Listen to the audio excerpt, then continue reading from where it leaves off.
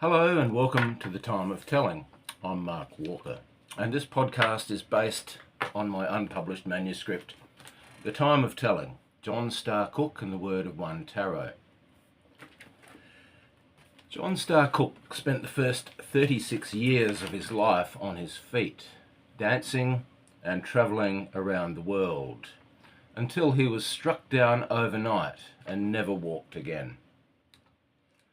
John needed help for the rest of his life, and over the years, several friends filled the role of residential disability support worker.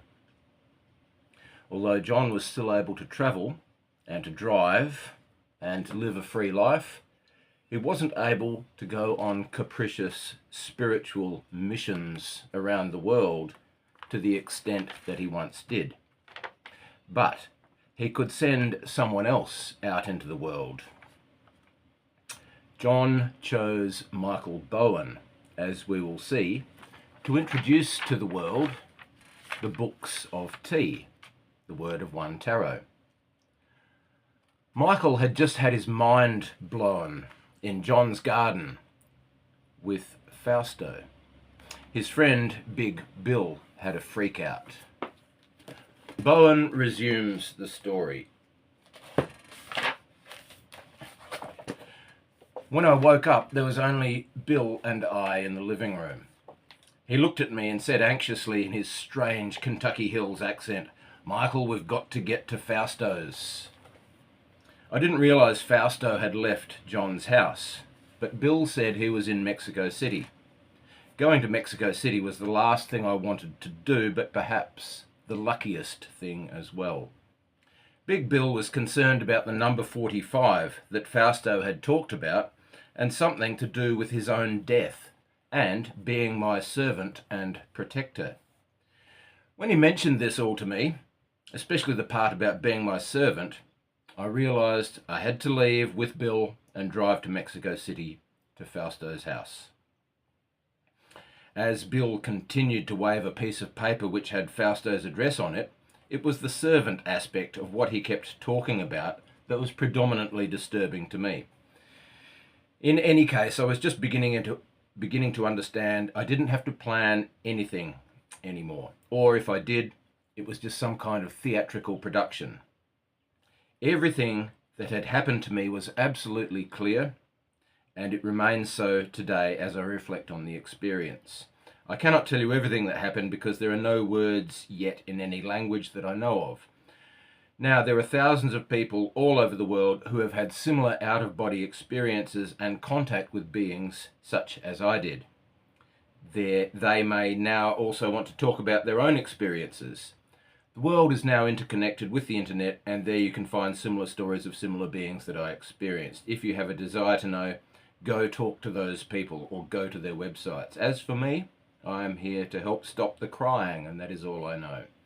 In a few hours, Big Bill and I, with Fausto's Mexico City address in hand, left Tepoztlan to find him and solve that mysterious question about the number 45 and Bill's death, should he decide not to be my servant, which to us seemed completely crazy. I asked Bill what had happened to him and told him that I had seen him leaning over a wall. He said, "Michael, how could you have seen me with so many flowers and trees in the way?" I told him it was because I was out of my body, about 30 feet in the air, and I described the scene to him exactly, including the white dirt or paint that was on top of his cowboy hat, which I could see clearly from where I was. Bill was driving, but he turned and looked in the back seat to see his hat. A piece of oil paint had come off and dried on top of his hat. He turned back to keep his eyes on the road, to keep us alive, and said just one thing: "Michael, we've got to find out what it was that Fausto told me. I know it's a matter of life and death." And I said to Bill, "Oh, I don't know, but don't worry, we'll find out."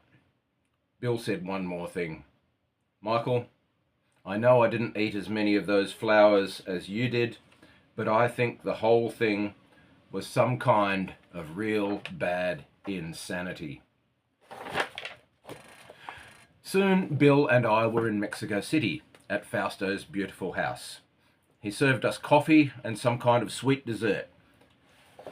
After a few minutes, we tried to ask him about the question that we did not understand. We asked him in both English and Spanish so that there would be no confusion in what we wanted to know. He answered us by saying, "The Vatican Library has owned a book on Mexican medicinal plants for several hundred years. This year they have translated it from Latin into Spanish. I suggest that you buy this book and read it. It will answer all your questions." A few more words were exchanged, a few polite pleasantries and thank yous.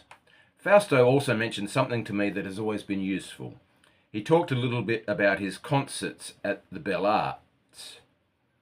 He said he found it was always important to telephone people directly, personally, and to specifically invite them rather than let it be done by the Bell Arts organisation. I realised he was telling me this for my own benefit about being an artist. I knew I had to maintain my freedom and at the same time find a way to live. After that, we said our goodbyes and left. I never saw Fausto again. Big Bill and I were hungry, so we grabbed a cab and went to the Zona Rosa, to our favourite Jewish restaurant, and sat at our favourite table right next to the long glass window where you could watch the action on the street. We finished our lunch, and just as we got to the door to step outside, an earthquake struck. Earthquakes are common in Mexico City, but unfortunately, an electrical pole collapsed in front of us and fell on an Indian beggar, electrocuting him instantly. The air was filled with the smell of burning flesh, and I had an eerie, detached sense that this event had no more meaning than anything else. There was nothing we could do to help this man, so we continued walking down the street to find a cab and to return to Tepoztlan. Continuing along the sidewalk in Mexico City of the Zona Rosa with Big Bill, I had the odd sensation that the sidewalk was coming up from the ground to meet me. The next thing I knew, I was in and out of consciousness at the British American Hospital in Mexico City. When I finally came into fully awakened consciousness, I was told by Big Bill I had been in hospital for a month, in a coma, fed in both arms intravenously, antibiotics in one arm and food in the other. For 1 month, my faithful friend, Big Bill, took care of everything I needed. The doctors and nurses kept me alive and helped me regain consciousness, but they never really determined what had happened to me. The doctors were puzzled and argued amongst themselves about my diagnosis. They treated me for typhoid, but the symptoms did not fully agree with that particular diagnosis. Naturally, because of the year 1965 and the Mexicans' attitude towards foreigners using any type of the indigenous people's hallucinogenic plants, Big Bill could never mention the fact that I had ingested all those flowers the night before. We both would be immediately deported from Mexico, no matter what my condition was. Besides, just prior to our experience in the garden, at Maria Sabina's mountain house in Oaxaca state, some gringo had taken psychedelic mushrooms from her and was finally arrested after a long chase through the village streets. The crazed white man was completely naked, had stolen someone's turkey and was eating it alive, hopping on walls and over people's roofs. This was in all the papers the week I ended up in hospital.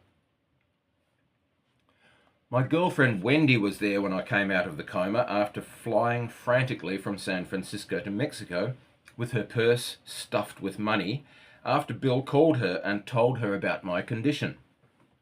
Throughout that month, Bill had maintained communication with John in Tepoztlan via postcards, since there was no telephone at John's isolated house. At the end of the 30 days, I awakened and became fully conscious, but with 2 partially paralysed arms. Bill, Wendy, and I returned to Tepeslan, and there were hours of gentle massage, and I gradually regained the use of my arms over a 2-week period. It should be noted, as an aside, that at another time Michael recalled his time in a coma as lasting for 15 days. Wendy was from a wealthy and conservative family in Northern California. Without Bowen's knowledge, she had called her parents and told them that she had just been married to Bowen. Bowen resumes the story. Tepeslan was so beautiful and is still today a paradise. The idea of leaving it came as a shock when John, after the psychedelic circus I had just gone through, and when my body was in good shape, told me, "Well, I guess you are off for New York now. I have a place for you there, a big brownstone mansion, until you find a suitable studio and living space you like." I said in response, "Well, fine, but I don't have any way to get to New York." John replied, "Don't worry, everything is taken care of." Armed with this new consciousness, I only had a few rudimentary questions for John. If John said I was going to New York, then I was going to New York. Therefore, I began to pack to travel to a city I had never been before on a journey arranged by John. While I was packing, Bill came into the room Wendy and I were sleeping in at John's house in Tepeslan. Bill said to me, "Michael, Wendy, I'm not going with you." I said to him, "Bill, we've always done everything together for years. I don't understand. Why aren't you coming?" I'm just cutting this down a bit. Bill said to me that whatever it was we experienced, I have to see it as some kind of bad insanity. I just looked at Bill and knew that he had been frightened to his core, more frightened than he normally was, which was the most frightened person I know. Therefore I said, "Well, I guess this is goodbye for now, old buddy." He said, "Yes, it is." And with that quick goodbye, we shook hands and walked away. It would be at least a year before I would see him again in New York. End quote. Now, the reason John was sending Michael to New York was because that was where, approximately, Timothy Leary was situated. John wanted Michael to find Leary and to draw him into the fold. John's question was, would Leary and his little band with this new substance create something positive, or would they instead do the opposite and create more danger and damage for the future? John had made copies of the 22 images of the Word of One Tarot and gave them to Michael to take with him. Michael would seek to introduce these new archetypes to Leary and friends at the very heart of the LSD revolution. However, the precise whereabouts of Leary was unknown, at least to John and Michael. As we have seen, John said to Alice that he found it interesting that Leary was in India with Lama Govinda, but that was 6 months ago. John and Michael discussed how he might go about finding Leary, and John told Michael, "Just go and follow your instincts." The next day at John's, a young American woman appeared who was driving alone to New York and wanted companionship. John handed Michael an envelope with money and a piece of paper with 2 names on it, people he should contact if he was ever in their neck of the woods. Michael and Wendy and the young woman set off. They took turns driving, stopping only for gas, and arrived in Manhattan at the address John had given them. Bowen resumes. It all seemed to happen so quickly after the Aztec banquet initiation but I knew I had to flow with the ways of the universe to consciously set into motion the reservoir of probabilities and to follow my instincts. Nothing seemed impossible. Everything was in place for this voyage to begin, a mystic journey initiated in Tepoztlan, a journey destined to allow me to eventually use all of my newly acquired knowledge practicing real magic. John's friends at the Brownstone mansion were warm and hospitable. It felt as if we had gone from one home to another. Even though I had never been to New York City, we soon found a suitable studio in the Lower East Side of the city, right in the middle of the New York Beat Generation action. Within a week, my studio was filling up with all kinds of people, and I was in the middle of the East Coast expansion of this great cultural renaissance movement that had taken root in San Francisco a decade before. End quote. Now, we need to return to San Francisco because that's where we're going to end up, where all of this is going to come together. So we're just going to check in on San Francisco to see what's happening there. By the end of 1965, Mothers was still going and the psychedelic rock community was assembling. The Great Society, who had first played at Mothers, had a single released by Tom Donahue, Someone to Love. The Matrix was another venue that was soon opened, established by Marty Balin as a venue for his own band, Jefferson Airplane. The Charlatans were a San Francisco band who were as much about their image as about the music, and dressed the part in quaint, old-fashioned Americana. Mike Ferguson from the Charlatans had, since 1961, operated a boutique that specialised in Edwardian gear and dope pipes, possibly the first head shop, the Magic Theatre for madmen only, where the crossover from the beat period to the hippie period began, of course taking the name from Hermann Hesse's Steppenwolf. It had a jukebox, Victorian artefacts, and was a hangout where Ferguson linked up with the other members of the Charlatans. This was on the corner of Haight Street and Divisadero Street, not far from where Ferguson lived, at 1090 Page Street.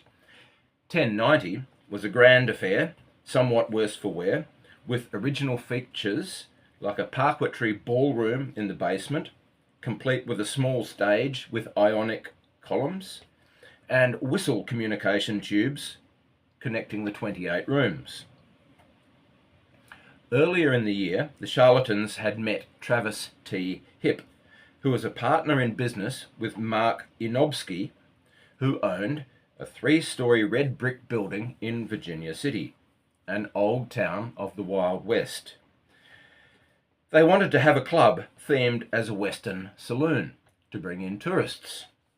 The Charlatans became the house band over the summer of '65. They lived and breathed their roles at the Red Dog Saloon, which is what it was called.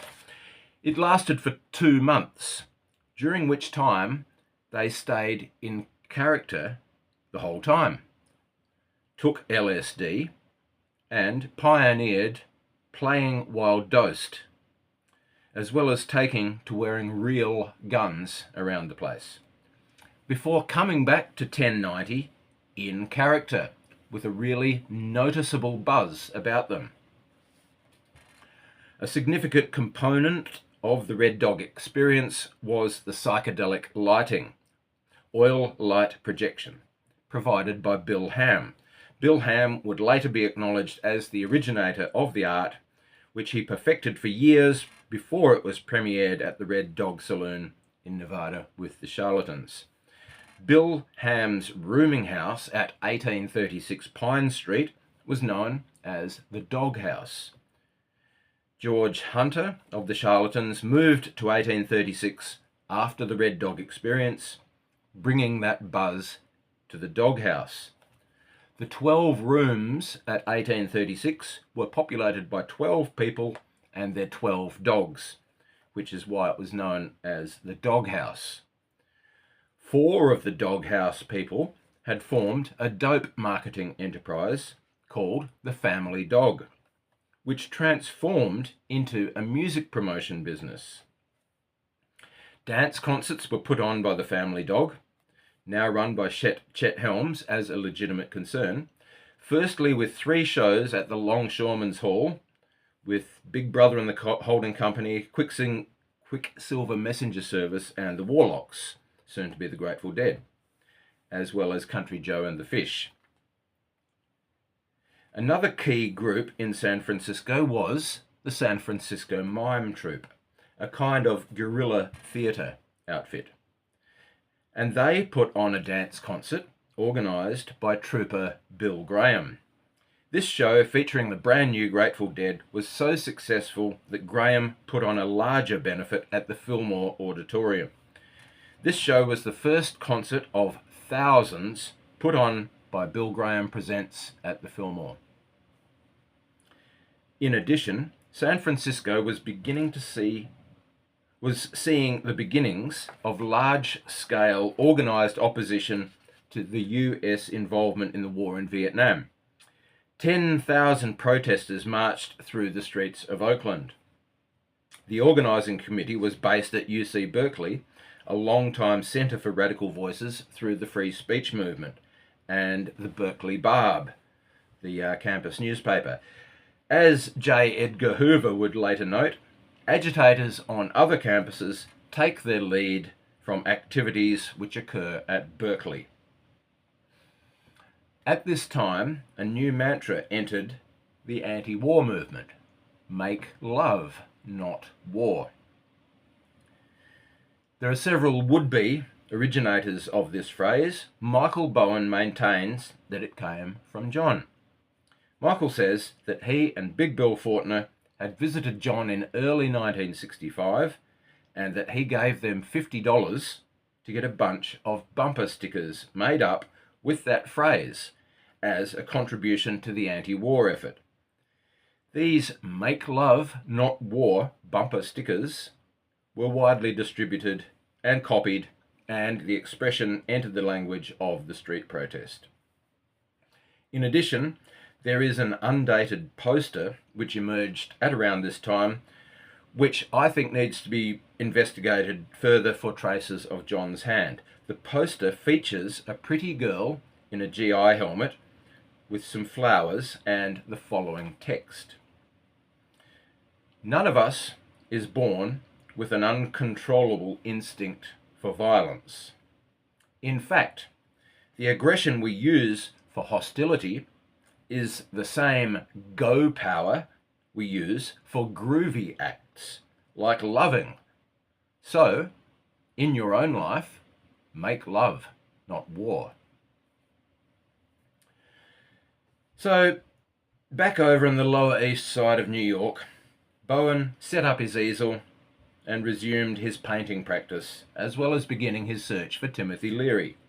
Bowen made inquiries as to Leary's whereabouts among the people he met. Everyone had heard of him, but no one knew where he lived. Then some acquaintances told Bowen that Leary was living somewhere in upstate New York. Somewhere, but where?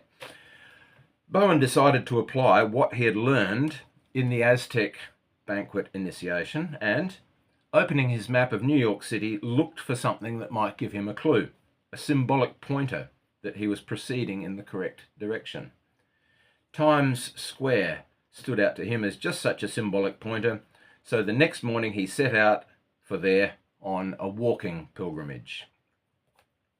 Quote, "I stood still in the square of time, taking in the surreal scene pulsating before me.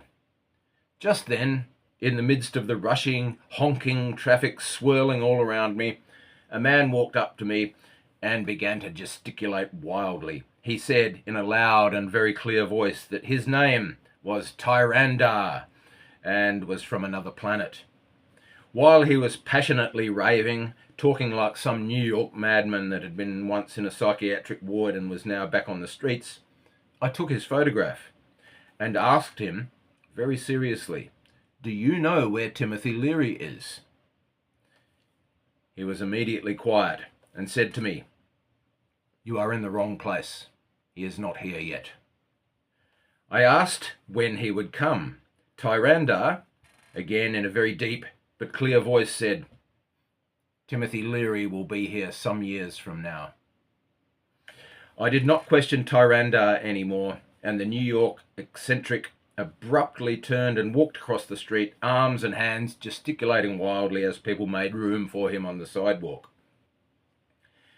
Back at his studio, Bowen again opened his map, this time seeing Central Park as the symbolic guiding light, the centre of the mandala of Manhattan. The next morning, he set off on another walking pilgrimage and entered Central Park near its central area, close to the tavern on the green. He stood there for a moment, soaking in the peaceful atmosphere. Quote, "Within less than a minute, I heard my name being called. 'Hey, Michael!' and saw two guys who I could not recognize from the distance walking towards me." End quote. It was Bowen's longtime friend from the North Beach days, Tariq Hamid, and another friend, Shyam Bhatnagar. Shyam Bhatnagar had come to the US in 1960 from India and lived in San Francisco between 1961 and 1965, when he went to New York playing tambura with Ravi Shankar. At one of the New York concerts, Shyam met Ralph Metzner, who invited him to come and stay for a while with the Castalia Foundation at Millbrook. So in Central Park, they all greeted enthusiastically. Then Bowen asked Tariq what he was doing in New York. Tariq said he was arranging a live concert for his friend Ravi Shankar, and then asked Bowen what he was doing in New York. Bowen said he was painting in the bohemian Lower East Side and looking for Timothy Leary. Bowen continues, "Tariq then told me that Leary had just contacted Ravi Shankar and invited him, along with Tariq and Shyam, to come to a place where he lived, a large estate near Millbrook in upstate New York. Tariq immediately asked me if I would like to come with them. So the power of the universe and the mysterious probability reservoir again unfolded all around me. Meeting my good friends in Central Park, learning Timothy Leary's whereabouts, and then being invited to see him was real magic in action." And so the next day, Tariq, Shyam, Michael and Wendy left by train for Millbrook.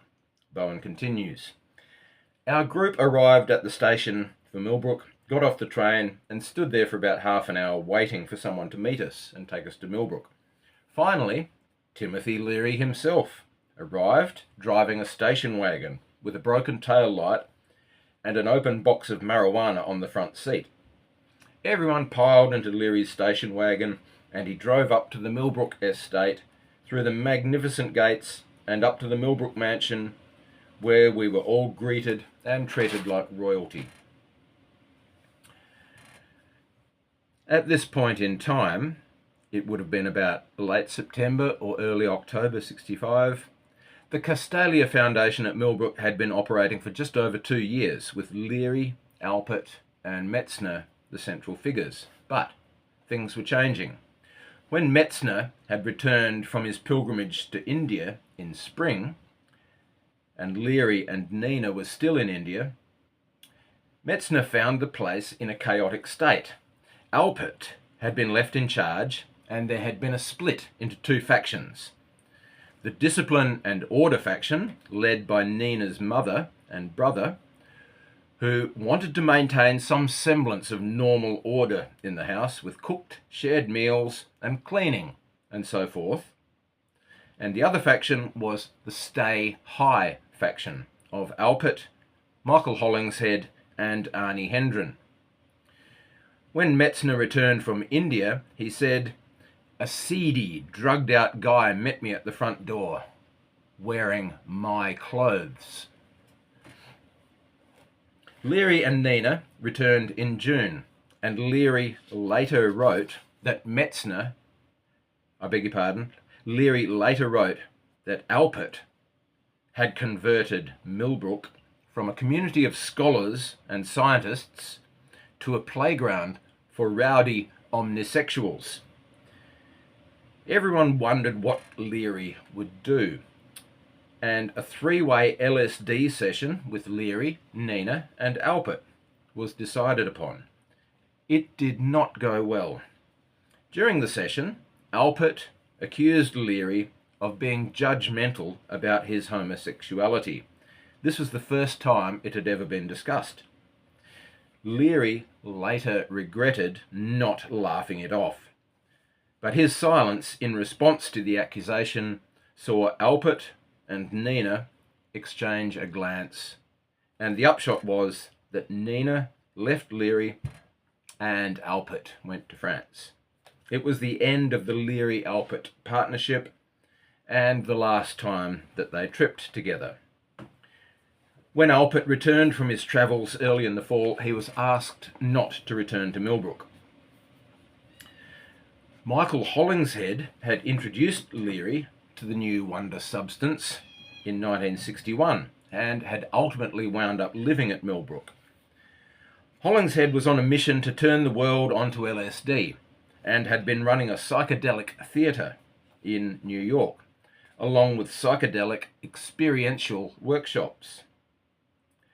Let's remember that LSD was legal at this stage. By September 1965, Hollingshead had left Millbrook, satisfied with his work in the US and intending to focus on the LSD movement in his hometown, London. He felt that the spiritual dimension of the experience was being missed, and so, with Leary, Hollingshead drew up a plan to establish a centre for running LSD sessions in London and to foster the expansion of consciousness. They called the plan Operation London. Hollingshead arrived in London in September with 200 copies of the psychedelic experience, some silo-styled copies of the yet unpublished psychedelic prayers, and with 13 cartons of the psychedelic review on the way. He also had 5,000 doses of LSD. Operation London would see Hollingshead lay the groundwork for 3 months before being joined in the new year by Leary. They would rent the Albert Hall and hold a psychedelic jamboree with the Beatles or the Stones playing, and dramatically introduce Leary as the high priest of the movement. Now, Bowen had brought with him to Millbrook the set of large copies of the 22 books of tea that John had created. The images drew Leary's attention at once, as well as Metzner, who was immediately struck by their evocative force. Metzner considered the old tarot images to be lifeless, yet these new images had a kind of direct electric emotional charge, and likened them to images found in dreams or under the influence of LSD. Metzner chose a few of the images and put them up on his wall, and for a few weeks used them in his meditation practice. He found them to work a kind of subtle transformation of unconscious pre-rational complexes. Bowen continues, Wendy and I were able to stay for about a week with Leary and his entourage of fascinating people milling around Millbrook. As I had planned in Mexico, I made instant rapport and friendship with Leary and Ralph Metzner and the rest of their circle of friends. While we were there, Wendy also let me know that her father had arranged an apartment in the Mayfair district of London as a honeymoon present for 2 weeks. This included a car, cash from all the relatives, and first-class tickets from New York to London and back. Bowen says that Leary asked him to keep an eye on Hollingshead while he was in London. Leary had found Hollingshead to be somewhat erratic and irresponsible, with a reputation for dosing the unwitting. Shyam stayed on at Millbrook conducting tambura workshops until the end of 1965 and then went to India. Tariq, 40 years later, made reference to meeting Bowen by chance in Central Park, revealing that he had been on a mysterious mission of his own at that time. Michael and Wendy went to London. They had 2 weeks in Mayfair, probably the last week in October and the first week in November. Bowen says that he met Hollingshead, who was running the World Psychedelic Centre and attracting the fashionable and famous to its doors. When Michael first set off on his mission to find Leary, John had given him a piece of paper with 2 names he should look up, if he happened to be in England. The first name was John G. Bennett at Coombe Springs, and the other was L. Ron Hubbard. Bowen was unable to visit Sussex and reach Bennett, but he did meet Hubbard, describing the meeting as unremarkable. But then something remarkable did happen. Michael had gone to the British Museum to view the Mayan crystal skull. He was surprised to see that the place was deserted, except for an unattended black Rolls-Royce parked near the front, with a red carpet leading from it to the museum entry. There was no one around. He went inside, and it seemed deserted too. After walking around and finally seeing the crystal skull, he turned a corner and bumped into the Queen of England. As prophesied by Fausto in the garden at Huitepec, Michael had bumped into the Queen of England. As Fausto had explained, this was an indication that one was on the correct path. Indeed, Michael had been riding a wave of synchronicity since that night in the garden, with no signs of it letting up soon. Michael and Wendy were back in New York for the Great Blackout of November 9, 1965. It was one of the largest power failures in history and began at about 5:30 p.m. near Niagara Falls.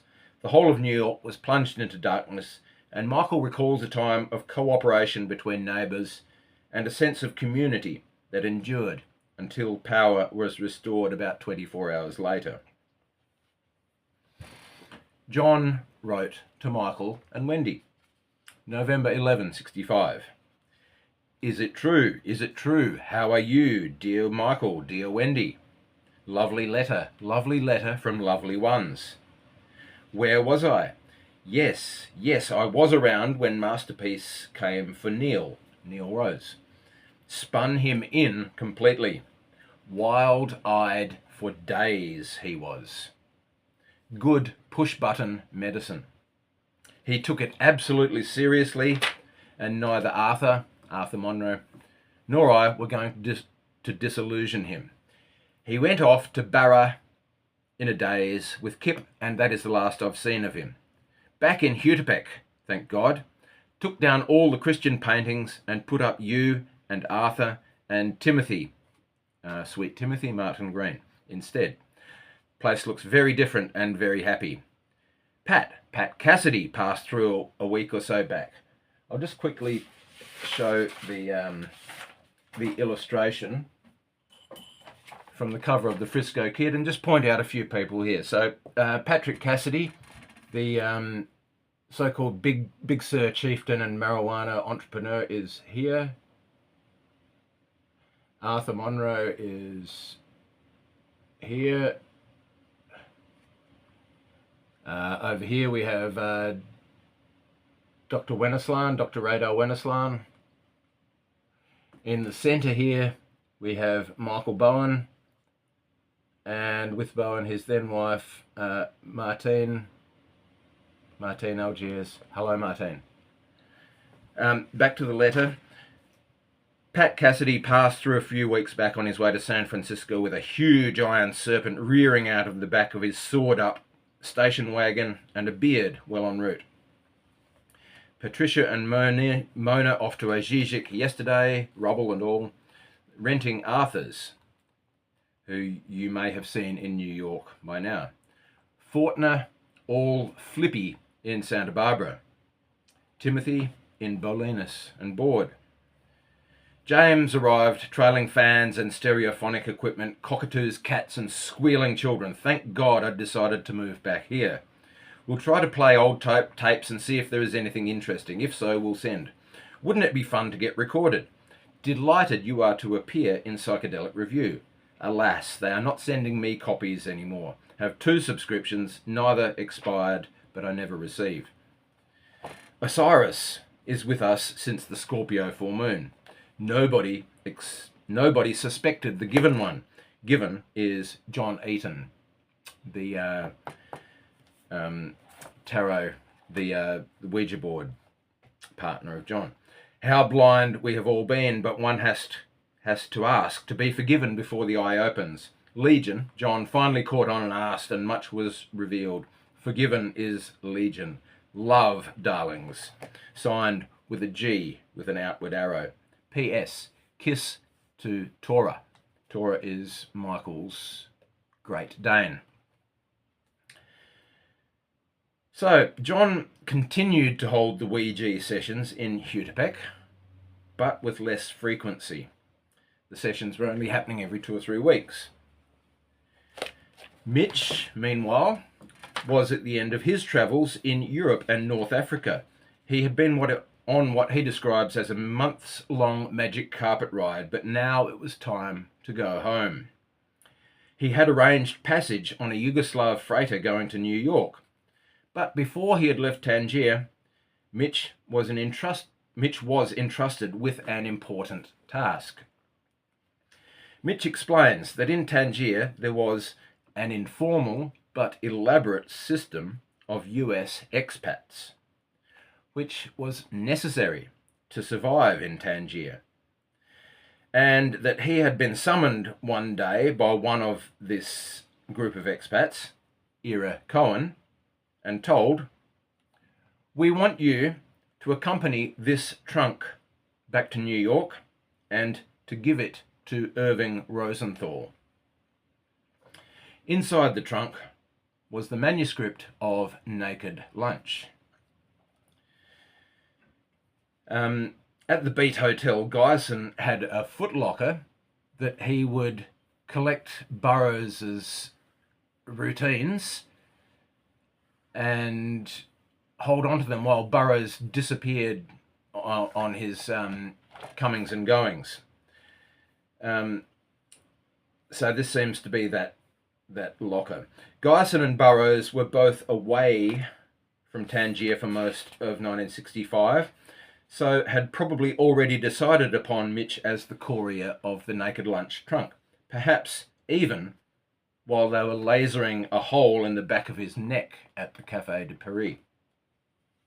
Mitch and his friend Catherine and the Naked Lunch trunk boarded the freighter, which had about 20 people on board. One of these was a Moroccan, and, incredibly, he knew about John. The Moroccan told Mitch that John, Rashid, had been involved with a Sufi brotherhood, but that he was now cursed because he had backed out of a magical ceremony where he was to have had a nail driven into him. This mirrors a key moment in the process where Thay's thwarted initiation into the Hamadsha Brotherhood, where he is rescued just at the moment where he is about to be skewered through the gut and hammered to the wall at the sanctuary of Sufi saint Sidi Hassan. And furthermore, in the vision that John had at Fez, it is of being pierced with a lance. The freighter arrived in New York, and Irving Rosenthal met them at customs to take custody of the trunk. Mitch describes Rosenthal. Rosenthal was a nervous New York Jew, a hyperactive, frantic little guy. But there was a problem. There was a large Irish New York cop who would not release the trunk.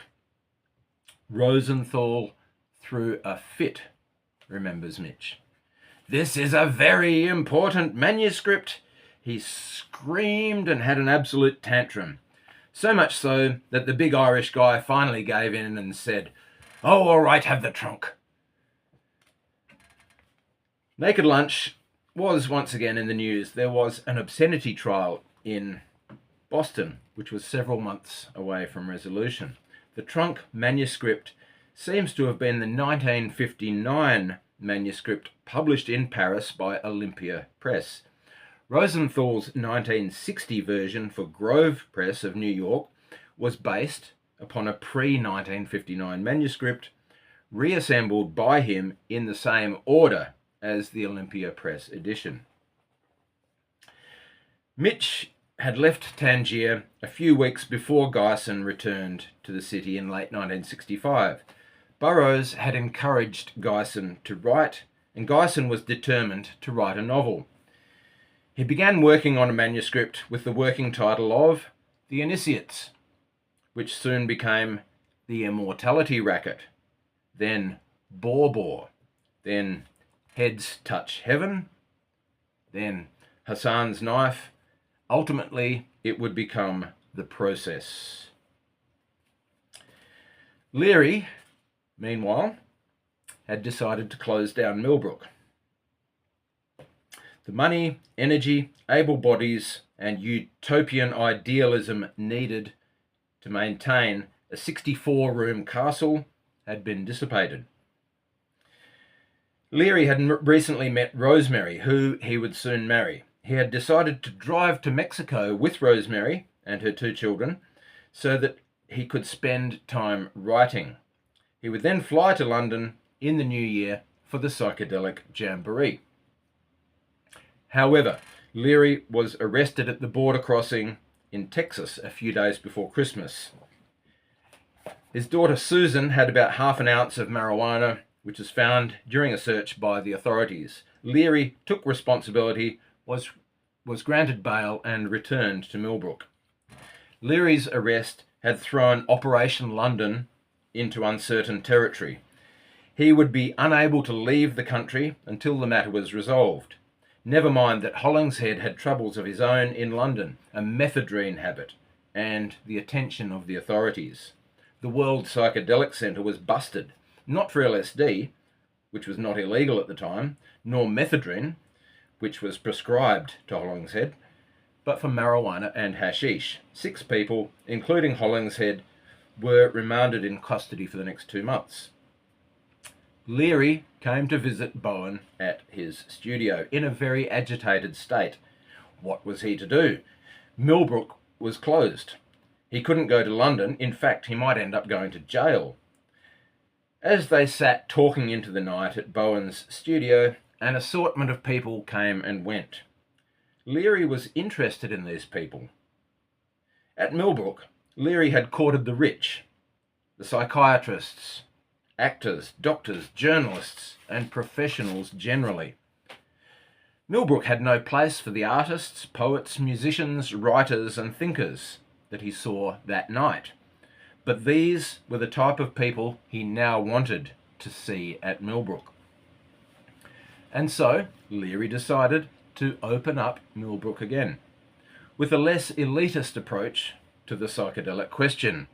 It would be a new experimental community project for artists, musicians, school teachers, ex-junkies, even probation officers and Hindu nuns, said Leary. Bowen was at Millbrook on a visit early in the new year of 66 when he was given a handbill promoting the Trips Festival, which was to take place in San Francisco 21, 22, 23 of January. The Trips Festival brought together hundreds of the hip who were sprinkled throughout the Haight-Ashbury.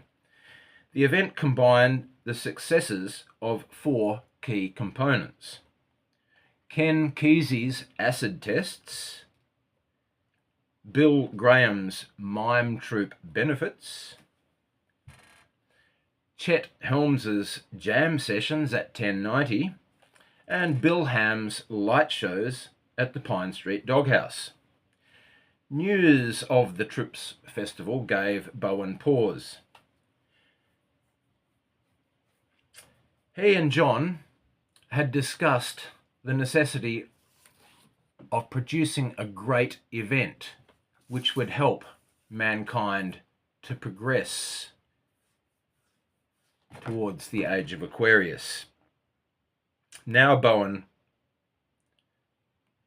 came to think that this great event, designed to reverse humankind's thinking, might not take place with the Leary crowd. After all, it might go down in his adopted home of San Francisco.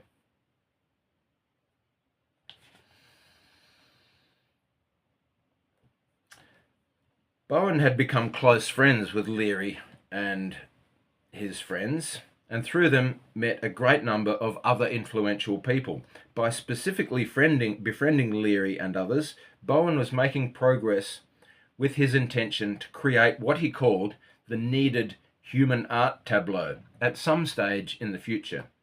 They were being primed, ready for a future call to action. Bowen did not know where this great event would take place, but he felt certain that it was inevitable. He went for a walk around the Millbrook estate and stood on a bridge, tossing pebbles into the lake. He watched the ripples and how they dissipated long before reaching the shore. The great event he and John had spoken about, and which he was on the path towards achieving, would also send out ripples.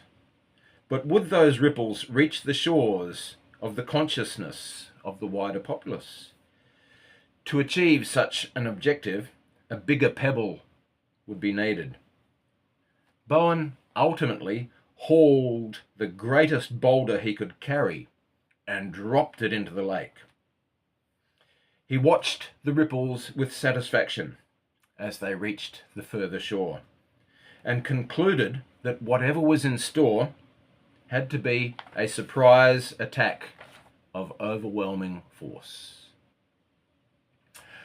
And that's where we'll leave it for now. Thank you very much for watching. This is the time of telling.